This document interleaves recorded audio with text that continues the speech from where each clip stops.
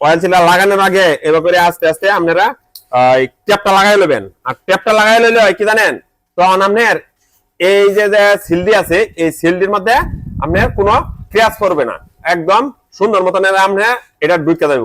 এবার যদি আপনারা অয়েল সিল গুলা ডোহান তখন কিন্তু অয়েল সিলের মধ্যে ক্র্যাশ করার সম্ভাবনা থাকবে খুবই কম। আর যেহেতু এটা ইন্দোনেশিয়ার গাড়ি বা আপসাইড সাসপেনশন, সেই ক্ষেত্রে কিন্তু কাজগুলান আপনার একদম 100% একুরেট করতে হইব। সাসপেনশন যেহেতু উল্টা, সেই ক্ষেত্রে কিন্তু যখন আমরা এটার ভিতরে একটা বুঝবো এবার যাই অনেকে কিন্তু আমরা এই মাইনাস দেয়া আমরা বাইরে ঢোহাই। অবশ্যই মাইনাসটা এমন ভাবে রাখবেন আর করে রাখবেন যাতে কোনোভাবে স্লিপ কাটিয়া আপনার এই স্টিকটার মধ্যে মার না খাইয়া জায়গা। যদি মার খাইয়া জায়গা তাহলে কিন্তু আপনার এই স্টিকটা একবারে ড্যামেজ, আর এই স্টিকটার অনেকটা দাম। খুব সতর্কভাবে কাজ করার চেষ্টা করবেন। মাইনাস গুলান যখন বাইরে আমরা ঢোকাইবার চেষ্টা করব, আস্তে আস্তে বাইরেবেন যেন কোনোভাবে স্লিপ কাটিয়া না যায়। সিলের যে কাজটা আছে একদম সতর্কতার সহিত কাজটা শেষ করছি। এখন আমার অয়েল ডোহানির পালা। আর অয়েলটা হচ্ছে গিয়া আপনার যেগুলি আপসাইড সাসপেনশন ইয়ামাহার, সেই ক্ষেত্রে কিন্তু দুইটা বাম্পারের দুই রকমের অয়েল দিতে হয়। আর আপনারা এরকম একটা আপনারা করবেন, ডায়েরি রাখবেন।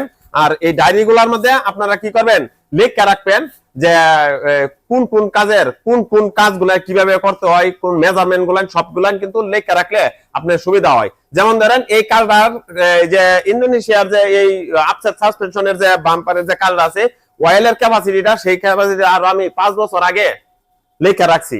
আর এটা হচ্ছে গিয়ে এই যে এখানে লেখা আছে যে ইন্দো ব্রেক সাইডের 360 ml, আর হচ্ছে গিয়া অন্য সাইডটা হচ্ছে গিয়া 307 ml।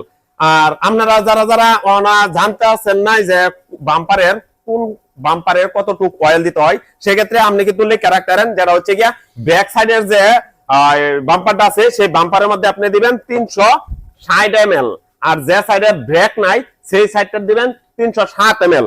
আর এই জায়গার মধ্যে আমার মেজারমেন্টটা করা হয়ে গেছে। আর এরকম আপনারা একটা বোতল নেবেন, মেজারমেন্ট যেগুলোর মধ্যে লেখা আছে ঠিক এরকম একটা বোতল নিয়ে হাইরা আপনারা কিন্তু এই কাজগুলো করার চেষ্টা করেন। আমার যেহেতু বোতলটা পুরাতন হয়ে গেছে, দীর্ঘদিন ধরে ব্যবহার করতেছি, যার কারণে একটু ময়লা দেখবই। আর আমার কিন্তু মেজারমেন্ট করা হয়ে গেছে।